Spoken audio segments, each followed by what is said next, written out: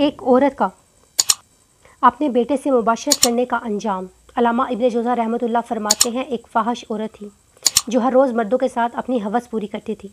جب اس کا اپنا بیٹا جوانی کی عمر کو آیا تو اس کو اپنے بیٹے سے محبت ہو گئی اور اس نے اپنے بیٹے کو بدافعالی کے لیے راضی کر لیا۔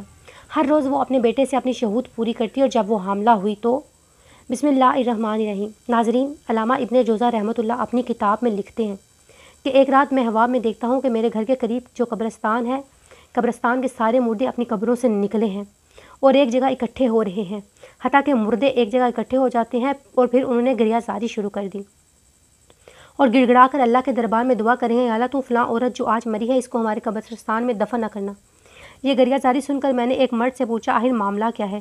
تم لوگ کیوں گریہ زاری کر رہے ہو؟ اس نے بتایا کہ جو عورت وہ مری ہے وہ جہنمی ہے، اگر یہ عورت ہمارے قبرستان میں دفن کر دی گئی تو ہم اس کا عذاب دیکھنے میں تکلیف ہو گئی، اس لیے یہ ہم گریہ زاری کر رہے ہیں اور گڑ گڑا کر دعا مانگ رہے ہیں۔ یہ سن کر میں پریشان ہوا اور میری آنکھ کھل گئی۔ صبح اٹھ کر میں قبرستان میں گیا اور دیکھا کہ گورکن قبر کھودنے والے قبر کھود چکے ہیں، اور میں نے ان سے یہ پوچھا یہ کس کے لیے بنائی گئی ہے؟ انہوں نے یہ بتایا کہ یہ ایک مالدار تاجر کی بیوی ہے جو فوت ہو گئی ہے اور اس کے لیے قبر کھودی جا رہی ہے۔ میں نے ان کو رات والا منظر بتایا تو انہوں نے قبر کھودنی بند کر دی۔ اب میں انتظار کرنے لگا کہ کیا ہوتا ہے۔ تھوڑی دیر گزری تو چند آدمی آئے، گورکنوں سے پوچھا کہ قبر بن گئی ہے؟ تو انہوں نے کہا یہاں قبر نہیں بن سکتی، نیچے کیچڑ ہے۔ وہ آدمی یہ خبر سن کر دوسرے ڈیرے پر چلے گئے، لیکن وہاں پر بھی ہاں والی بات پہنچ چکی تھی تو وہ لوگ وہاں سے چلے گئے۔ کسی اور قبرستان میں قبر بنائی اور وہ لوگ جنازے کا انتظار کرنے لگے۔ اچانک شور اٹھا کہ جنازہ آ رہا ہے، میں بھی جنازے کے ساتھ ہو گیا۔ جی ناظرین، جنازے کے ساتھ ایک جمع غفیر تھا۔ جنازے کے آخر پہ ایک مرد تھا۔ میں نے پوچھا یہ کون ہے تو بتایا گیا یہ میت کا بیٹا ہے اور اس کے باپ کی تعزیت کی جا رہی ہے۔ جب میت دفن کر دی گئی، ان کو میں نے بتایا کہ رات میں نے ایک خواب دیکھا، اگر اجازت ہو تو بیان کروں؟ یہ بات سن کر لڑکے نے باپ نے کہا میرے پاس خواب سننے کا وقت نہیں، جبکہ لڑکے نے کہا مجھے سنائیے، میں علیحدگی میں سننے کے لیے تیار ہوں۔ میں نے اس لڑکے کو خواب سنایا اور پھر اس سے کہا تمہیں چاہیے کہ تم اس کی تفتیش کرو اور وجہ معلوم کرو کہ کیوں قبر والوں نے گڑ گڑا کر دعا کی۔ لڑکے نے کہا اور تو مجھے کچھ پتہ نہیں، لیکن میں اتنا جانتا ہوں کہ میری ماں شراب نوشی کرتی تھی، گانے سنتی تھی، نیز یہ کہ دوسری عورتوں پر بہتان لگاتی تھی، لیکن یہ افعال اتنے سنگین نہیں کہ بات یہاں تک پہنچے کہ مردے بھی دعا کریں۔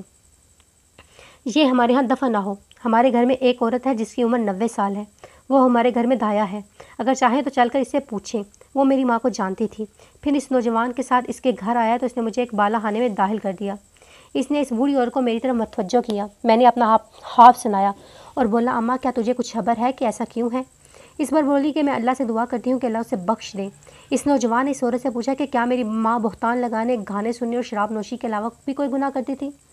اس نے کہا بیٹا اگر تو برا نہ مانے تو میں بتا دیتی ہوں کہ اس آدمی نے خواب میں دیکھا ہے، یہ تیری ماں کے گناہوں کے سامنے معمولی ہے۔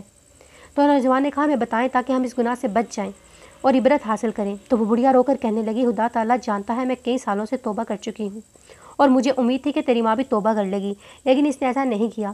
اب میں تجھ کو تیری ماں کے 3 کارنامے بتاتی ہوں۔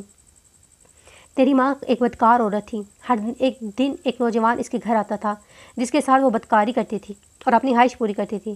تیرا باپ بازار میں کام کرتا تھا، پھر تو جب جوان ہوا تو تیری ماں تیری طرف شہود کی نظر سے دیکھتی تھی۔ ایک دن تیری ماں نے کہہ دیا میں اپنے بیٹے پر فریفتہ ہوں، لہٰذا کسی طریقے سے اسے میری طرف راغب کر۔ تو میں اسے کہتی بیٹی تو یہاں تک کیوں جاتی ہے؟ تیرے لیے بہت سارے نوجوان ہیں جن سے تو اپنی خواہش پوری کر لے، لہٰذا بیٹی تو اللہ سے ڈر اور باز آ جا۔ تو تیری ماں کہتی تھی مجھے اس کے سوا صبر نہیں۔ تو میں نے تیری ماں سے پوچھا تو اس مقصد میں کیسے کامیاب ہو سکتی ہے؟ تیرا بیٹا بھی ہے، نا عمر بھی ہے، تو بدنام ہو جائے گی، لہٰذا باز آ جا۔ تیری ماں نے مجھ سے کہا اماں تو میری مدد کر تو میں کامیاب ہو سکتی ہوں۔ میں نے پوچھا کیا ہیلا کیا جائے؟ تو تیری ماں نے کہا فلاں گلی میں قرضی نویس ہے جو رکے لکھ کر لوگوں کا ملاپ کراتا ہے اور اجرت لیتا ہے، تو اس کو کیا ہے میرے بیٹے کو تحریر لکھے اور اس میں لکھے ایک دوشیزہ تو اس سے بہت زیادہ عشق کرتی ہے، تو اس سے فلاں جگہ فلاں وقت ملاپ چاہتی ہے، اور جب میں نے تجھے یہ حد دیا تو بھی فریفتہ ہو گیا، تو نے بھی مجھے لکھ دیا مجھے منظور ہے، میں فلاں وقت پر آ جاؤں گا۔ میں نے وہ حد تیری ماں کو دیا تو اس نے کہا اماں میرے بیٹے سے کہو فلاں وقت اور فلاں جگہ پر آ جائے، اور تو فلاں بالہا خانے کو اچھی طرح تیار کر، تو اس میں پھل اور خوشبو کو بھی تیار کر، اور میرے بیٹے کو بھی یہ کہہ کہ تو نے جس عورت کو بلایا ہے وہ بھی دوشیزہ ہے اور یہ کام روشنی میں پسند نہیں کرتی، یہ کام اندھیرے میں بہتر ہے تاکہ تمہارے والدین کو شک نہ ہو جائے۔ پھر میں تیرے پاس آئی اور تو نے یہ میری بات مان لی۔ رات کا وقت مقرر ہوا، میں نے تیرا جواب تیری ماں کو پہنچا دیا۔ پھر رات کا وقت ہوا، پھر تیری ماں نے تیرے بہترین کپڑے زیب تن کیے، خوشبو لگائی اور وہاں پہنچ گئی۔ پھر تو بھی آ گیا۔ پھر داد و عیش سحری تک جاری رہی، پھر تو وہی سو گیا۔ میں نے تیری ماں کو صبح آ کر جگایا، پھر کچھ دن بعد تیری ماں نے کہا میں اپنے بیٹے سے حاملہ ہو گئی ہوں، اب میں کیا کروں؟ میں نے کہا مجھے سمجھ نہیں آتا کیا کروں، لیکن تیری ماں کسی بہانے سے تیری رہائش کرتی رہی۔ حالانکہ ولادت کا وقت قریب آ گیا اور تیری ماں نے تیرے باپ سے کہا میں بیمار ہوں، چاہتی ہوں کچھ دن کے لیے اپنی ماں کے گھر چلی جاؤں۔ تیرے باپ نے اجازت دے دی۔ تیری ماں تیری نانی کے گھر چلی گئی، وہاں ایک کمرے میں رہائش رکھ لی، اور پھر جب ولادت کا وقت قریب آیا تو میں ایک دایا کو لے کر آئی۔ تیری ماں نے ایک بچے کو جنم دیا جس نے اسے مار دیا، ہم اس کو وہاں دفن کر دیا۔ پھر کچھ دن گزرے تو تیری ماں نے کہا میں پھر سے اپنے بیٹے سے اپنی رہائش پوری کروں گی، تو میں نے اسے کہا بیٹی یہ تیرے لیے کافی نہیں، تو ماں ہے، مجھے میں صبر نہیں۔ اور پھر سے یہ سلسلہ شروع ہو گیا، اور پھر سے وہ بڑھیا دوسرا واقعہ سنانے لگی تو اس عورت کے بیٹے نے یہ کہہ کر بات ختم کر دی اور کہنے لگا اماں خدا لعنت کرے تجھ پہ بھی اور میری ماں پہ بھی۔ اٹھ گیا اور میں ساتھ ہی اٹھ کر آ گیا، کاش کہ وہ بڑھیا دوسرے بھی 2 واقعات سنا دیتی۔